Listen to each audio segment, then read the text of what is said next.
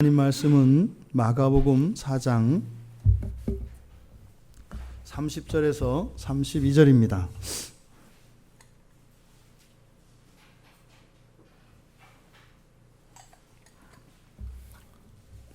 마가복음 4장 30절에서 32절까지 우리 같이 한 목소리로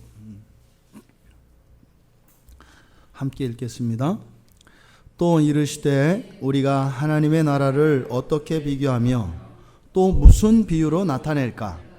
겨자씨 한 알과 같으니 땅에 심길 때에는 땅 위의 모든 씨보다 작은 것이로되 심긴 후에는 자라서 모든 풀보다 커지며 큰 가지를 내나니 공중의 새들이 그 그늘에 깃들일 만큼 되느니라. 아멘. 작으나 커지는 나라, 작지만 만만히 볼 수 없는 나라, 이런 거죠. 작지만 영원히 작은 것이 아니라 지금 잠깐 작은 나라, 이런 뜻입니다. 그래서 커지는 나라, 이거는 중단되지 않고 영원히 계속 커지는 것을 의미합니다. 이 세상에 존재했던 어떤 제국이 이런 나라가 있었던가요? 컸지만 사라지는 나라들이었죠. 이 세상에 세워지는 나라들은 그렇습니다. 큰 것 같지만 작은 나라. 하지만 하나님 나라는요, 작은 것 같지만 영원히 커지는 나라. 이 비밀이 오늘 흔히 말하는 이 겨자씨 비유 안에 감추어져 있습니다. 지난주에도 말씀드렸던 것처럼 30절에서 시작되는 또 이르시되라고 하는 이 독특한 표현은 이 마가복음에서 총 4번 사용되었고, 지금 마가복음 이 4장에서 3번 사용되었다고 이야기했습니다. 특별한 의미가 있고, 이 씨에 관한 이 3가지의 비유에 연관성이 있음을 의도적으로 동일한 표현을 통해서 나타내고 있다고 말씀을 드렸습니다. 그리고 지금 이 겨자씨 비유는 마태, 마가, 누가 3개의 공관복음에 공통적으로 기록된 기사입니다. 그리고 이 비유의 대상, 이 비유를 주고 있는 대상이 구체적으로 제시되지 않고 있습니다. 그러니까 무엇입니까? 하나님 나라의 일반 법칙, 일반 원리에 대해서 설명하고 있는 겁니다. 지금 이 겨자씨의 비유를 통해서 말하고자 하는 것은 제목과 같이 가장 작은 것이 가장 큰 것이 된다는 사실을 강조하고 있습니다. 하나님 나라의 속성이 가장 작지만 가장 크다는 것입니다. 그 이야기를 이제 이 비유를 통해서 예수님께서 주시는데요. 본문의 내용을 살펴보시면 30절에서 뭐라고 하셨어요? 우리가 하나님의 나라를 어떻게 비교하며 또 무슨 비유로 나타낼까? 비교할 수 있다 없다? 없다는 말이에요. 또 비유할 것이 있다 없다? 없다는 말이에요. 그럼 하지 말아야 되잖아요. 그리고 뒤에서 겨자씨 한 알과 같으니 할 수 없다고 이야기하고 바로 뒤에 겨자씨 비유를 이야기를 하세요. 이거는 예수님이 말 실수하신 것이 아니라 예수님은 이때 당시에 파릇파릇한 청년이었습니다. 그냥 사람으로도 이렇게 말 실수할 때가 아니고요. 또 완전한 사람이셨기 때문에 그런 일은 없죠. 매우 의도적인 겁니다. 지금 할 수 없다 이렇게 이야기를 했단 말이에요. 그러니까 천국을 비유할 수 있는 가능성이 있다 없다? 없다 이렇게 부정을 했어요. 그리고 나서 비유를 말씀하셨어요. 어떤 의도일까요? 지금 말씀하시려고 하는 이 비유, 이 지금 비유를 하겠지만 이 겨자씨 비유라고 하는 것은 뭐예요? 사실적인 그 겨자씨에 관한 사실들과 일반적인 정보에 기초해서 하는 비유가 아니라는 의미지요. 예를 들어서 등불의 비유라든지 밭에 감추인 보화라든지 이런 비유들은요, 그대로 있는 그 사실 가운데에 의미가 있습니다. 그런데 이 겨자씨 비유라고 하는 것은 뭐예요? 하나님 나라의 어떤 속성에 대해서 지금 예수님이 설명을 하시려고 하는데, 설명할 수 있는 방법이 있다 없다? 없다. 그런데 알려줘야 되겠다. 반드시 알려줘야 되겠다. 그러니까 어떻게 해요? 독특한 방식으로, 비정상적인 방식으로 비유를 설명할 것이다. 그러니까 어떻게 해요?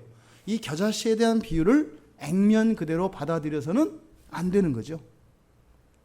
지금 30절과 31절 사이에 이 긴장을 읽어내지 못하면 이거 가지고 말이 많습니다. 어떻게 겨자씨가 자라서 진짜로 크면 4m까지도 큰다더라.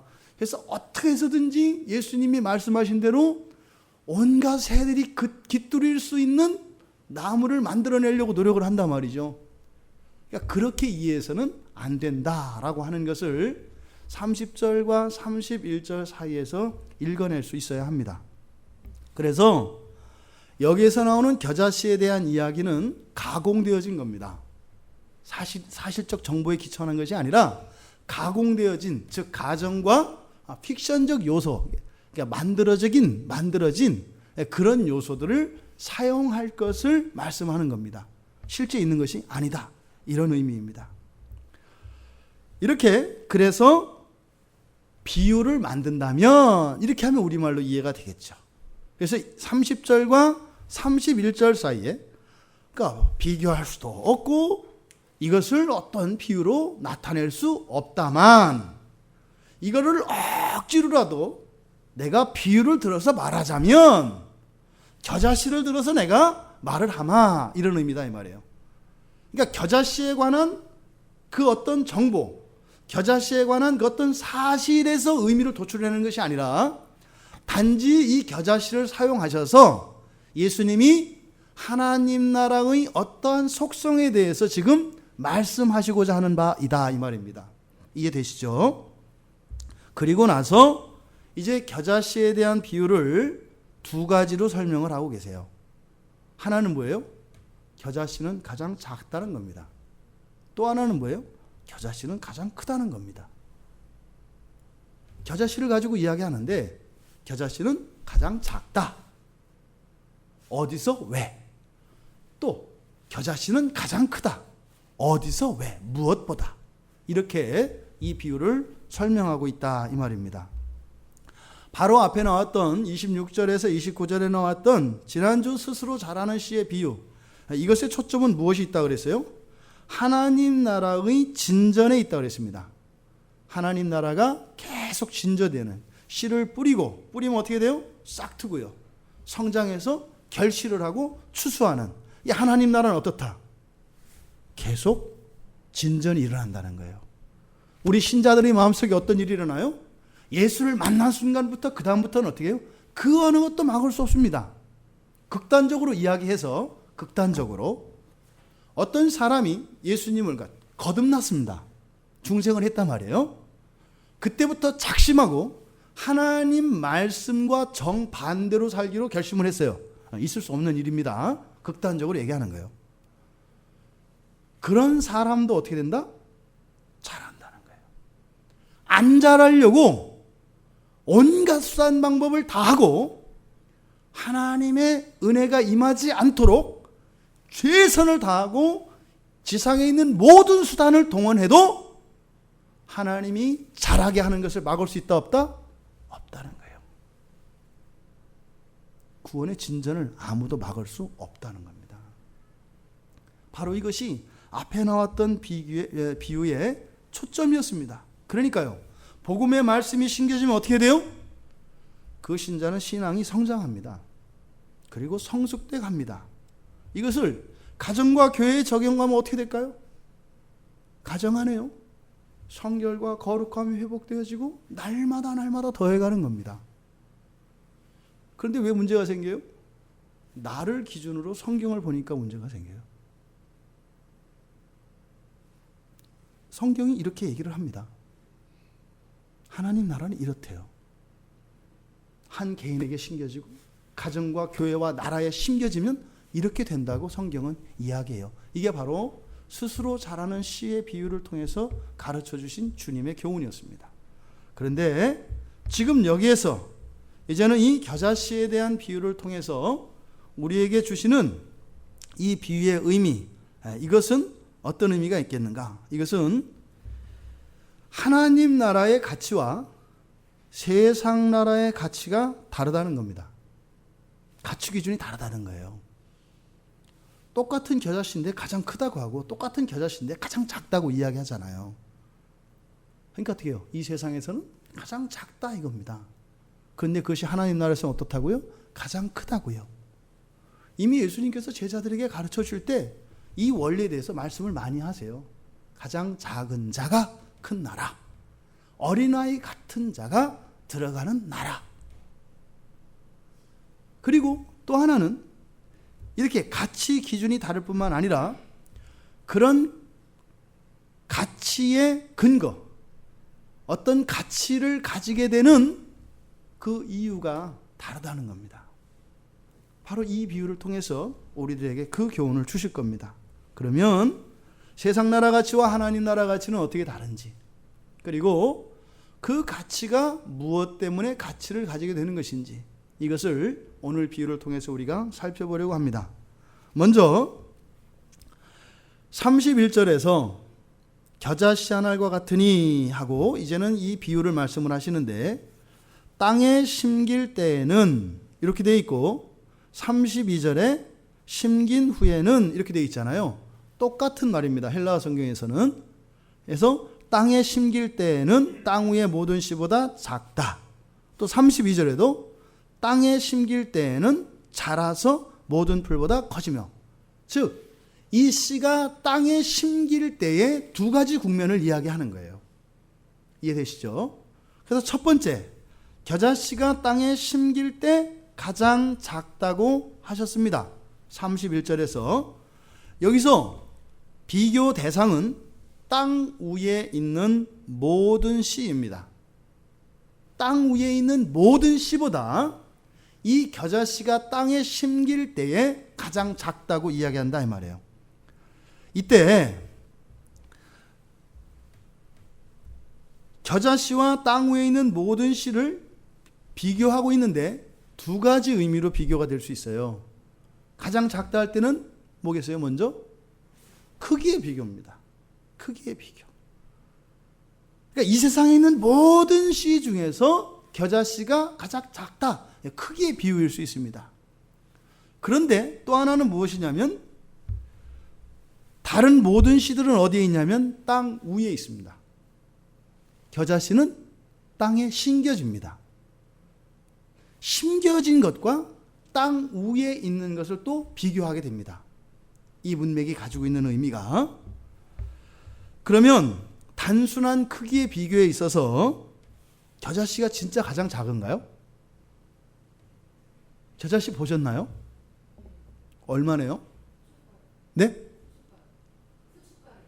후춧가루, 가루. 후추씨가 아니라 후춧가루만 해요. 야, 진짜 작네요. 근데 그것보다 더 작은 거 있나요? 아, 이 겨자씨가 작아도 너무 작군요. 그런데 그거보다 더 작은 게 있대요. 찾아봤죠 또. 난초씨가 가장 작답니다. 예. 듣도 보댔도 어떠신가요? 난초씨가 있는데요. 난초씨가 그것보다 더 작대요. 그러니까 작아도 너무 작은 겨자씨보다 더 작은 난초씨니 신경 쓰지 말자고요. 그러니까 어쨌든 여기서 단순한 크기 비교해서 겨자씨가 작다라고 하는 것은 실제로 이렇게 식물학적으로 작다는 의미가 아니라 유대의 격언에 기초한 겁니다.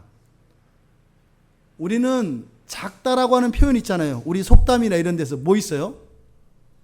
사람들을 작은 거에 비교할 때 작은 사람을 뭐 하다 그래요? 도토리만 하다. 그죠? 도토리 키재기 하네. 148과 149의 키재기 뭐 이런 거잖아요. 또 쥐방울만 하네. 뭐 이런 거 있잖아요. 작다라고 이런 표현이 있지 않습니까? 도토리가 가장 작거나 쥐방울이 가장 작지 않아요. 더 작은 거 많아요. 그러니까 겨자라고 하는 것은 구약에서도 사용되어지고 유대의 격언에서는 작은 것의 대표 명사로 쓰입니다. 그래서 지금 여기서 단순한 크기의 비교이기는 하지만 이것은 뭐예요? 유대적 가치관을 여기에 나타내고 있는 겁니다. 그래서 유대 사람들은 겨자씨다 하면은 안단 말이에요. 그러니까 유대적 가치관, 유대의 격언을 모르는 사람들을 위해서 그 뒤에서 설명하는 거예요. 뭐라고요? 작은 것이라고요. 가장 작은 것이. 그러니까 유대인들에게 있어서 좀 딱 주면 뭐예요? 하나님 나라는 어떻다라는 거예요. 무지 작은 거네. 이거예요. 없는 것과 같은 애. 이런 느낌이 딱 드는 거예요. 유대 사람들이 들으면. 하나님 나라는 겨자씨와 같다. 이렇게 하면요. 뭐야? 별거 아니란 얘기잖아. 아무것도 아니란 얘기잖아. 이렇게 지금 이런 뉘앙스가 나타나는 겁니다. 그 다음에 또 하나의 비교는 심기는 것과 심기지 않은 것의 비교입니다. 즉 겨자씨와 다른 씨의 크기 비교가 아니라 심겨진 것과 심겨지지 않은 것의 비교다 이 말이에요. 씨가 땅속에 심겨지면 보여요, 안 보여요? 안 보여요. 그러니까 난초씨보다 더 작은 거예요. 난초씨는 작지만 있잖아요. 크기가 있잖아요. 보이잖아요. 그런데요, 땅속에 들어가 있는 거 보여요, 안 보여요? 크기가 제로잖아요. 감춰져 있으니까요. 바로 여기서 겨자씨가, 즉 심겨질 때 작다라고 하는 또 다른 의미는 땅에 심겨진 것은 보이지 않기 때문에 땅 위에 있는 어떤 씨가 아무리 작다 해도 그것보다는 크다는 의미다 이 말입니다. 이해되시죠? 그러니까 지금 이 겨자씨가 심겨질 때 땅 위에 있는 모든 씨보다 작다라고 하는 것은 두 가지 의미를 나타내요. 진짜로 하찮고 보잘것 없이 보인다라는 겁니다. 그렇게 여겨진다라는 겁니다. 그런데 뭐예요? 땅 밑에 들어가 있다는 의미는요, 확정된 것이 아니라 아직 가능성이 유보되어 있죠. 땅속에 심었는데 꺼냈는데 어떤 일이 일어날지 모른다 이 말이에요. 그러니까 뭐예요? 작다고 만만하게 보지 마라. 속다는 이르다. 이런 의미가 겨자씨가 가장 작다라고 하는 이 비유 안에 들어가 있습니다. 이렇게 하면 또 여러분들은 그냥 학교 공부하는 것처럼 지나가니까 짚고 넘어가셔야 되죠? 여러분들은 어떻게 생각하시나요? 이 겨자씨는 하나님 나라고 우리에게는 복음의 말씀이라고 할 수 있는데 이것을 실천적으로 적용하자면 신앙입니다. 여러분들의 신앙은 작지만 가능성이 있나요? 아니면 작기만 한가요? 지금 이 교훈을 주시는 의도는 사람들은 하나님 나라의 복음을 작은 것으로만 여깁니다. 심겨져서 장차 자라게 될 그 가능성은 못 봅니다. 작은 정도가 아니라 땅속에 파묻혀서 아예 없는 것 같이 생각한다 이 말입니다. 누가? 하나님 나라의 비밀을 알지 못하는 자들은. 아, 나는 알고 있으니까 다행이다. 글쎄, 여러분들이 아실까요? 여러분들 삶에서 여러분들의 신앙 순위가 맨 앞에 있으세요? 그러면 작은 것과 가능성을 믿는 것이고요. 어떤 명분을 대든 어떤 핑계를 대든 어쩔 수 없고 설명할 필요도 없어요. 굳이 설명 안 해도 돼요. 그냥 작다고만 생각하는 거예요. 대부분의 사람들이, 대부분의 제자들이 그러했습니다. 그래서 지금 예수님이 가장 작지만 이것의 미래, 믿음으로 바라볼 수 있는 그 소망에 대해서, 그 가능성에 대해서 지금 이야기하고 계시는 것입니다. 세상에서 가장 작은 겨자씨입니다. 그런데 이어서 뭐라고 하세요? 이것이 일단 또 심겨졌을 때 가장 작다고 했던 주님께서 우리 개역개정 성경에서는 심긴 후에는 이렇게 되잖아요.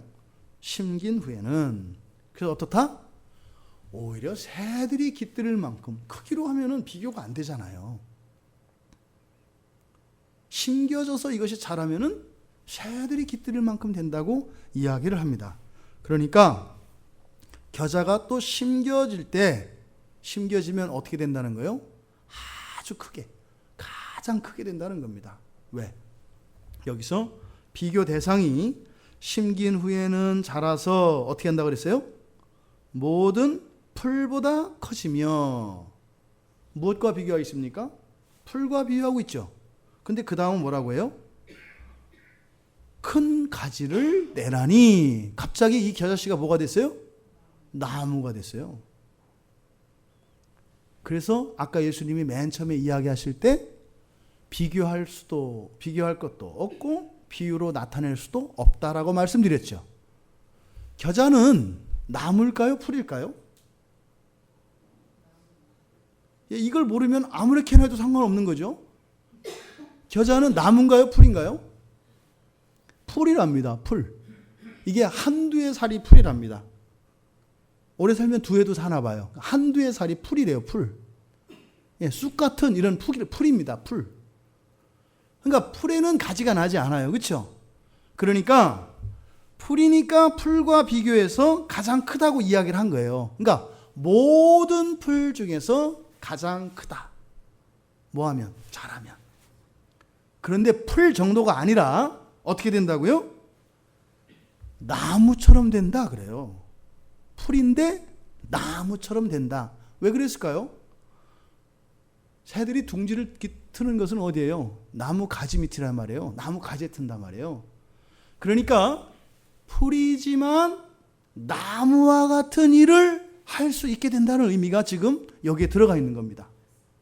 그런데 그것이 또 어떻게 돼요? 공중의 새가 깃들일 만큼 된다. 즉 다시 말해서 둥지를 틀 수 있다 이 말입니다. 깃들인다는 것은 집 지을 수 있다. 둥지를 틀 수 있다. 이런 의미입니다. 지금 겨자씨가 심길 때 이렇게 해놓고 세 개의 동사가 나와 있어요. 그것을 여기서 지금 쭉 풀어서 설명을 한 거거든요. 동사 세 개가 첫 번째 뭐냐면 자란다라는 겁니다. 겨자씨를 땅에 심을 때 어떻게 한다? 첫째, 자란다. 두 번째, 된다예요. 된다. 땅 위에 있는 모든 채소보다 더 크게 된다라고 하는 동사입니다. 이 된다라는 동사 지난번에 말씀드렸죠. 이 된다라고 하는 것은 뭐라고요? 아니었다가 새롭게 된 걸 말한다 그랬어요. 어휴, 저 인간 됐어. 그전에는 뭐 했다는 거예요? 인간 아니었다는 얘기예요. 됐다라고 하는 의미는 그예요. 완전한 변화를 의미한다 이 말입니다. 그러니까 지금 여기서 이 되다라고 하는 의미, 즉 모든 채소보다 더 커진 것은 겨자씨라는 게 원래 작은 고추가 매운 것처럼 생긴 건 작아 보여도 이게 자라면 더 커진다 이 얘기가 아니에요. 자연적인 변화를 말하는 게 아니라고요. 작은 것이었고 작을 수밖에 없는 것이었는데 어떻다? 커졌다라는 거예요. 자연적이지 않다라는 거예요. 자연 법칙에 적용을 받지 않는다라는 거예요. 그 다음 세 번째로 낸다. 그래서 내는 것은 큰 가지입니다. 큰 가지를 낸다. 이렇게 세 가지 동사를 여기에 사용하고 있습니다. 그러니까 지금 풀을 다른 풀과 비교도 하고 나무와도 비교도 하고 풀인 것이 풀이 아닌 것처럼 또 변한다고 했으니까, 그래서 일반적으로 가지고 있는 겨자씨를 뿌려서 심어서 키워서 일어나는 일련의 그런 생육법칙에서 일어나는 지식을 가지고 이 비유를 보면 된다 안 된다? 안 된다라는 거예요. 그것을 맨 처음에 예수님께서 하실 비유가 이런 것이다 라고 30절에서 말씀을 하신 것이다 라고 앞서 말씀드렸습니다. 자, 자랍니다, 됩니다, 냅니다. 이렇게 세 가지 동사를 썼는데요. 이 세 가지 동사의 공통점이 시제입니다. 시제는 현재형을 쓰고 있습니다. 전부. 현재형의 의미는요, 계속되고 지속되는 걸 말합니다.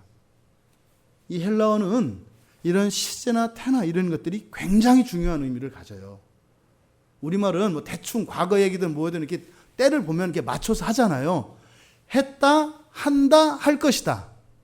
그 동작이 이루어지는 시점에 우리 동사의 그 동작이 우리는 맞춰져 있죠.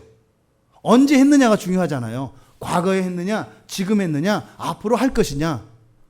그런데 헬라어는 이 동사가 나타내는 의미가 달라요. 그게 완료된 거냐, 즉 그 동작이 완결된 거냐, 아니면 아직 완결되지 않은 거냐, 아니면 계속되어지는 거냐.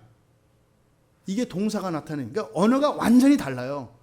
그러니까 우리말로 이렇게 번역을 해놨지만 이 동사가 나타내는 의미가 다르기 때문에 신약 성경을, 이 성경을 우리가 제대로 이해할 수가 없는 거예요. 우리 왜 뭐 기념법적 성경 연구를 하거나 성경 연구할 때 부사, 때의 부사 중요하게 여기잖아요. 과거 일이다, 현재 일이다, 미래 일이다, 장소 이런 거 따지잖아요. 개념이 달라요, 언어가. 지금 여기서 나타내는 현재 시제, 즉 헬라어 현재 시대의 의미는 뭐라고요? 계속되고 지속되는 걸 말한다고요. 그러니까 동사를 현재형으로 쓸 때는 지금 그 말을 하고 있는 거예요. 여기서 잘한다, 된다, 낸다라고 하는 게 어떻게 되는 거라고요? 계속 잘하고 계속 되고 계속 낸다는 거예요. 사도 바울이 뭐라 그래요? 날로 새롭다. 진짜예요. 진짜예요. 이 새롭다고 하는 의미도요, 어제보다 더 나아진 것도 새로운 겁니다만 성경에서 새롭다고 하는 의미는요, 완전히 질적인 변화까지 포함됩니다. 지금 이게 스마트폰이잖아요. 화면도 나오고 막 인터넷도 되잖아요. 근데 요거 전에 나왔던 투지폰이 있죠. 인터넷 안 되는, 그렇죠? 그것도 전화기고 이것도 전화기죠. 완전히 새롭죠. 근데 똑같은 거지만 이게 고장나서 똑같은 걸 새로 살 수도 있죠. 그것도 새 거죠. 이해되시죠? 근데 옛날 인터넷 안 되는 것과 요거 됐을 때 이게 더 새 거죠. 이 두 가지 의미가 다 포함되어 있다고요. 성경에 새롭다라고 하는 것은. 여러분들이 그러시다고요. 어제의 여러분과 오늘의 여러분은 완전히 새롭다고 성경은 얘기해요. 근데 여러분은 뭐라고요? 성경이 틀렸다고요. 지금 말을 하지만 들으면서도 안 믿어지잖아요. 그러니까 어떤다고요? 지금 이렇게 부부 이렇게 앉아 계시잖아요. 뭐 어제 그 사람이구만. 성경은 아니라고 한단 말이에요. 근데 어떻게 해요? 그냥 그 사람이 해야 돼. 이런 거요. 변하면 안 돼. 뭐 이런 거요. 성령이 어떻게, 손 떼는 거죠. 우리가 해야 될 일은 하지 말아야 할 일을 안 하는 거예요. 뭘 하는 게 아니라. 그러니까 우리는 잘해야 되는 게 아니라요, 잘못하지 않아야 돼요. 선한 일을 하는 게 아니라요, 죄 짓지 말아야 한다고요. 하나님의 말씀을 잘 듣는 게 아니라요, 하나님의 말씀을 어기지 말아야 한다고요. 우리들이 해야 될 일이에요. 성경은 날마다 새로워진다고 합니다. 지금 잘하고 되고 내는 일들이 계속되고 영원히 되어진다는 거예요. 이게 현재형의 의미입니다. 이 세 개의 동사가 둘은 같고 하나는 달라요. 이게 뭐냐면 텐데, 잘하는 것과 큰 가지를 내는 것, 요거는 능동태로 되어 있습니다. 능동은 뭐죠? 직접 하는 거죠. 그러니까 잘하는 것과 가지를 내는 것은 씨가 직접 하는 것처럼 표현을 했어요. 그런데 아까 말씀드렸던 된다라고 하는 것, 된다라는 것은 뭐예요? 원래는 작은 것이었는데 완전히 질적인 변화를 일으켜서 큰 것이 되는 것. 태생이 천민이었는데 왕이 되는 것. 이걸 말한다고요. 이걸 중간태로 여기서는 나타내요. 이건 우리가 하는 게 아니라 뭐예요? 이것은 되어지는 거고 또 동시에 참여해야 되는 거라고 이야기한다 이 말이에요. 그 우리가 왜 구원받은 신자를 왕자와 거지 얘기를 많이 하잖아요. 진짜 왕자가 거지도 있는데 데려다가 왕궁으로 데려왔더니 어떻게 해요? 맨날 저 부뚜막 가서 자고 옷 벗고 갈아입고 한다가잖아요. 왕궁으로 데려왔지만 지가 왕자 노릇을 안 하면 왕자가 안 되잖아요. 그런 것을 말한다고요. 그러니까 여기에서 우리가 지금 눈여겨보아야 하는 것은 씨 자체가 크게 되는 것은 아니다라는 거예요. 결과는 그렇게 되는데 씨가 스스로 그렇게 되는 것이 아니라 어떻게 한다는 거예요? 그 안에 무슨 일이 일어난다는 거예요. 이게 하나님 나라의 신비예요. 죄인이 의인 되잖아요. 소망 없는 자가 소망 안에 거하게 되잖아요. 저주받고 심판받을 자가 하나님 나라의 왕자가 되잖아요. 우리의 힘으로 된다 안 된다? 안 된다라는 거예요. 지금 이 겨자씨의 비유는 우리들 오늘날의 잘못된 신앙생활에 대해서 경고하는 바가 있는데 이런 거죠. 여러분, 겨자씨는 보기에 작습니다. 하지만 기다리십시오. 때가 되면 이것이 자라고 해서 벽시를 초월하고 모든 걸 초월해서 믿음으로 나가면은 언젠가는 제일 커질 걸 믿으십니까? 아멘. 이게 전형적인 이제 부흥회를 한 겁니다. 이런 걸 뭐라 그래요? 성공신학이라고 해요. 그렇게 안 된 건 뭐예요? 네가 문제야 이거죠. 네가 신앙생활 똑바로 안 해서 그런 거야. 그 얘기는 또 한편으로는 맞아요. 왜? 내가 그렇게 안 했으니까. 근데 그렇게 안 하는 사람은, 그렇게 할 수 있는 사람은 성경은 없다고 해요. 자기 힘으로 이렇게 할 수 있는 사람은 없다고 얘기하거든요. 그러니까 지금 여기서 가장 작은 겨자씨가 가장 크게 된다고 하는 것을 믿음으로 인내하고 견뎌라. 하나님만 믿고 의지하고 기다려라. 소나무 하나 뽑아라. 안 됐냐? 그럼 하나 더 뽑아야 되나 보다. 뭐 이런 거죠. 금식 일주일 했나? 안 됐냐? 그러면 열흘 해라. 안 됐냐? 20일 해라. 안 되면 40일. 그게 위험하니까 그거 하나님 뜻 아닌가 보다. 뭐 이런 거죠. 틀렸다는 거예요. 겨자씨가 가장 작은 것인데 가장 크게 되는 것은 씨 자체의 무엇이 아니라 거기에 외부적인 은혜가, 외부적인 무엇이 그 씨에 개입되어야 한다라는 겁니다. 그리고 능동으로 자라고 가지를 내는 것은 뭐예요? 앞에서 씨의 비유에서 나왔던 것처럼 좋은 밭에 복음의 씨앗이 뿌려지면 어떻게 된다고요? 씨가 자란다고 말씀을 드렸죠. 그래서 앞에 나왔던 비유에 대한 연장선상에서 완전히 질적인 변화를 일으키는 여기에는 외부적인 개입에 대한 복선을 깔고 있다 이 말입니다. 이게 뭐겠어요? 하나님의 주권이죠. 우리가 겨자씨 같은 자들이고 하나님의 말씀이 당장 내다 팔아봐야 돈도 안 되고 그 하나님 말씀 붙들고 있어봐야 당장 은행빚을 갚지는 못하는 것 같지만 그 말씀을 붙들고 있으면 그 말씀을 붙들고 있는 행위가 이게 돈이 돼서 이자가 붙어서 되는 게 아니라 그것과 전혀 상관이 없는 같은 삶의 필요들도 채워지기도 하고 한다 이 말이에요. 근데 그 주권은 누구께 있다? 하나님께 있다는 거예요. 그것을 인과관계로 묶을 수는 없다는 겁니다. 많은 신자들이 여기서 넘어집니다. 저기도 겨자씨, 나도 겨자씨. 저기 먹은 거 나도 먹었고 또 저기 신겨진 거 나도 신겨졌어요. 똑같이 살았어요. 똑같이 기다렸어요. 저기는 됐어. 난 왜 안 돼? 차별하네. 이미 하나님의 주권을 넘어섰죠. 이 교회 안에 하나님을 종으로 두고 있는 위대한 하나님 위에 있는 분들이 얼마나 많은지 몰라요. 교회 안에. 교회 밖에는 아예 하나님 안 믿으니까. 바로 이 겨자씨의 비유를 통해서 나타내는 것은 세상의 가치관과 이 하늘나라의 가치관의 차이점과 그 기준이라고 말씀을 드렸는데 바로 이 세상에서는 작은 것 같은 것은 뭐예요? 작다 크다의 가치가 무엇에 있어요? 그 자체의 가치의 의미가 있죠. 그잖아요. 금이 비싸요? 은이 비싸요? 금이 비싸요. 왜요? 금이니까. 세상에서 가치 기준은 무엇이에요?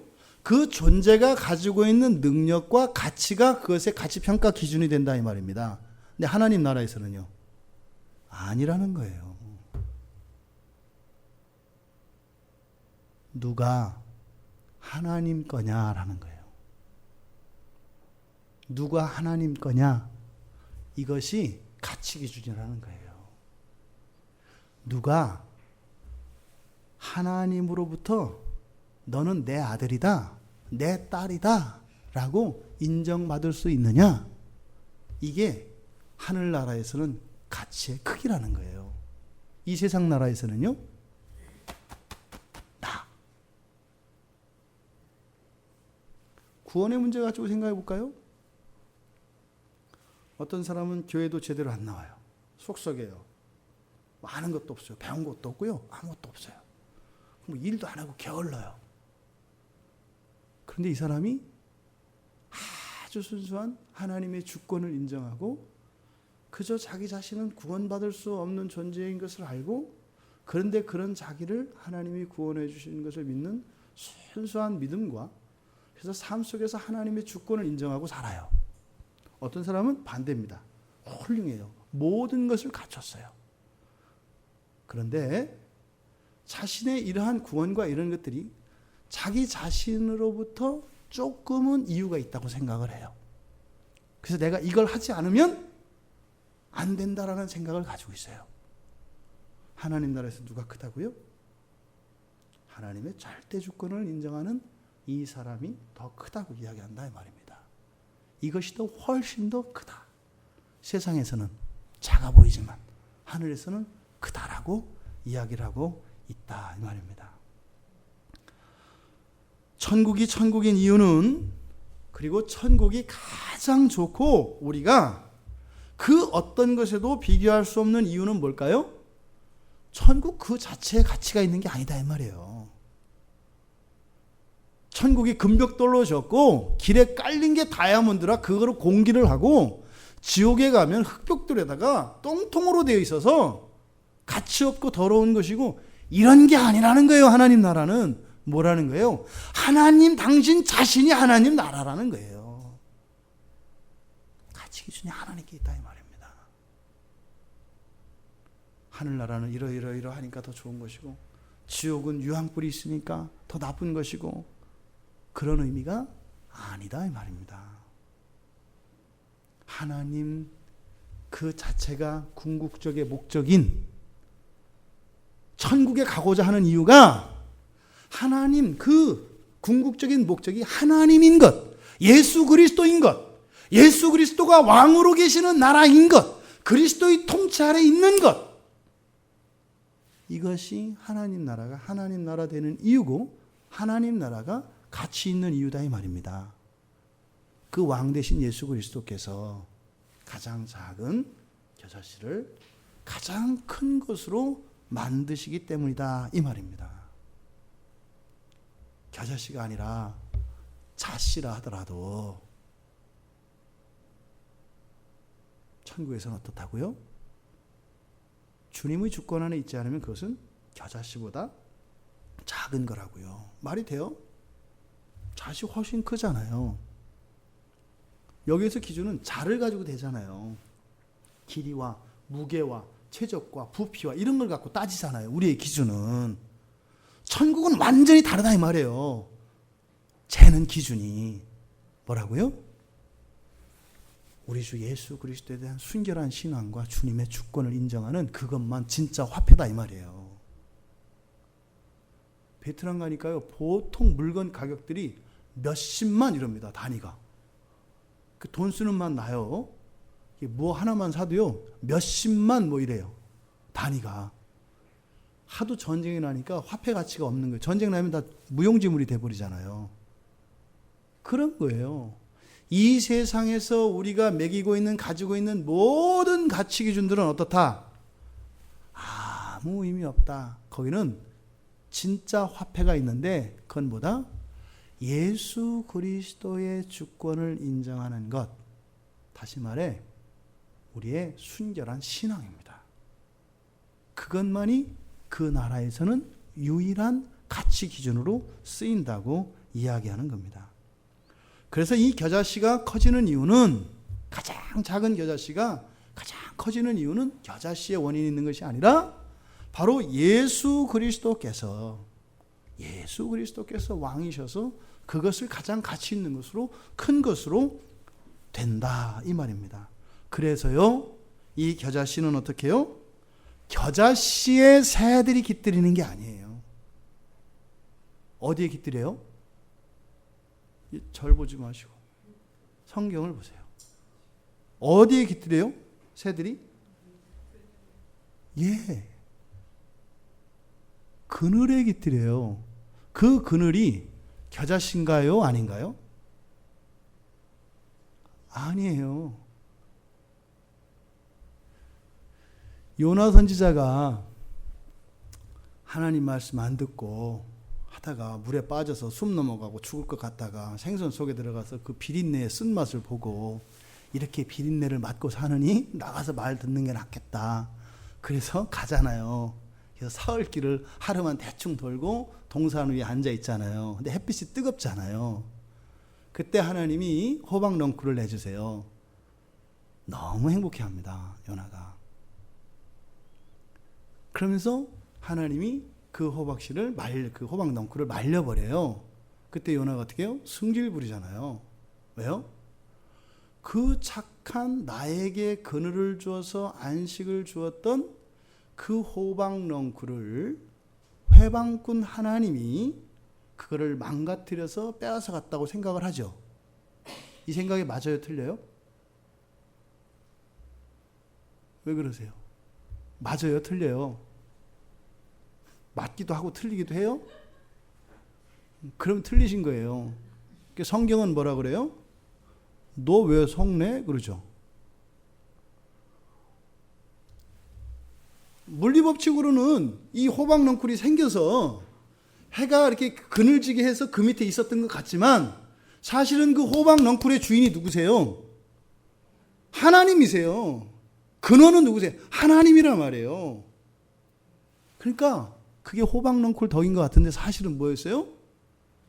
예, 이걸 비유하면 이런 거죠. 요즘 애들이 부모 알기를 우습게 알아요. 왜 그런 줄 아세요?